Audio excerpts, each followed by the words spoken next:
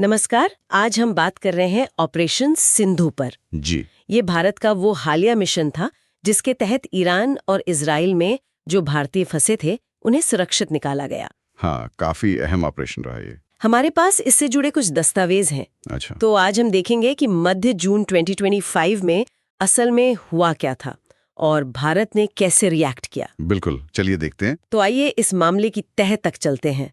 तो कहानी शुरू होती है मध्य जून 2025 से, हाँ। जब इजराइल ने ईरान के अंदर उनके मुताबिक परमाणु और सैन्य ठिकानों पर हमले किए। जी।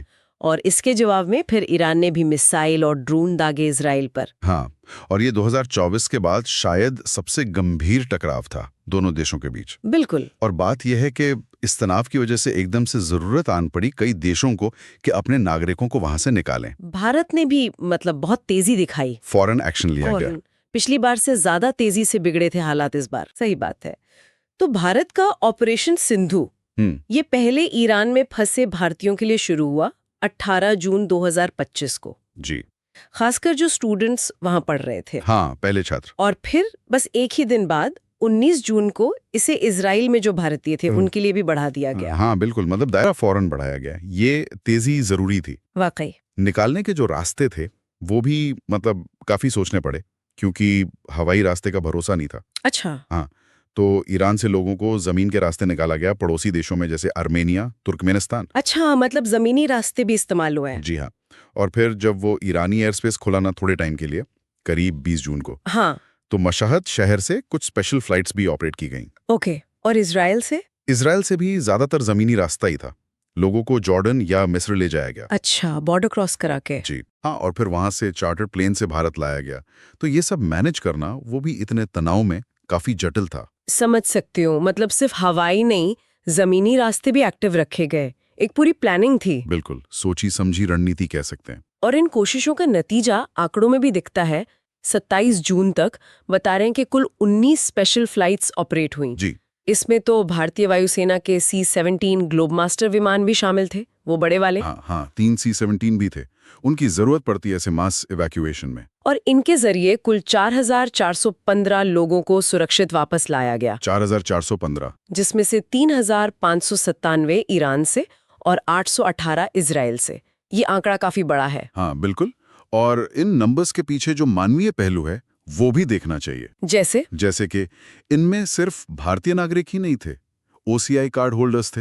अच्छा, प्रवासी भारतीय। हाँ, कुछ नेपाल और श्रीलंका जैसे पड़ोसी देशों के नागरिक भी थे। ओहो। और एक केस तो ऐसा भी था कि एक भारतीय नागरिक की ईरानी पत्नी को भी लाया गया। अच्छा। और इनमें 1500 से ज्यादा महिलाएं थीं और 500 बच्चे भी। तो ये दिखाता है कि फोकस सिर्फ पासपोर्ट पर नहीं था, बल्कि लोगों की सुरक्षा पर था। सही बात है, ये बहुत जरूरी होता है ऐसे में। हाँ, और वो पहचान करना, उन तक पहुंचना, ये सब भी अपने आप में बड़ी चुनौती होती है। बिल्कुल। और बचाव काम तो चल ही रहा था, साथ में भारत सरकार डिप्लोमेटिक लेवल पर भी एक्टिव थी, है ना? जी हाँ, विदेश मंत्रालय लगातार दोनों तरफ से कह रहा था कि तनाव कम करें, बातचीत से हल निकालें।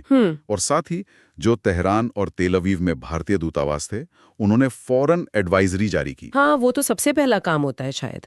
बिल्कुल, कि भाई जितने भी भारतीय नागरिक हैं वो दूतावास में रजिस्टर करें खुद को, कंट्रोल रूम बनाया गया, उसके टच में रहें। अच्छा। और लोकल सेफ्टी रूल्स सख्ती से मानें, और जब तक बहुत जरूरी ना हो कहीं आए जाए नहीं। हाँ, ये स्टैंडर्ड प्रोसीजर है, लेकिन संकट में इसकी अहमियत बढ़ जाती है। बहुत ज्यादा।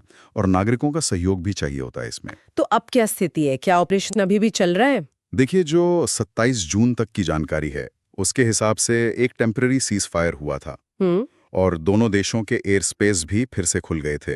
तो बचाव उड़ानें फिलहाल रोकी गई थी। अच्छा, तो अभी रुकी हुई हैं? हाँ, उस वक्त रोक दी गई थी। लेकिन इसका ये मतलब नहीं कि मिशन खत्म हो गया। ओके। विदेश मंत्रालय लगातार नजर रखे हुए है, और अगर जरूरत पड़ती है तो ऑपरेशन सिंधु फिर से शुरू करने के लिए पूरी तरह तैयार है।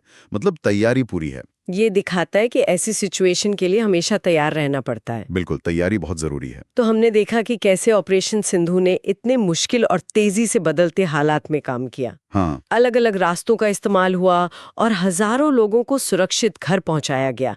ये वाकई एक बड़ी सफलता है। बिल्कुल।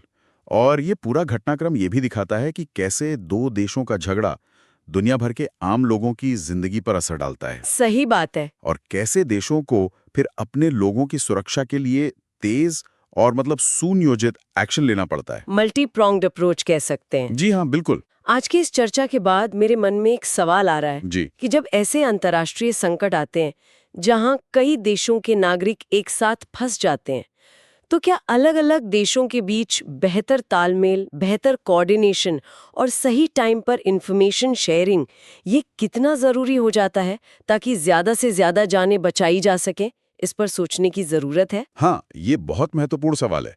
आपसी समन्वय ऐसी स्थिति में जान बचा सकता है।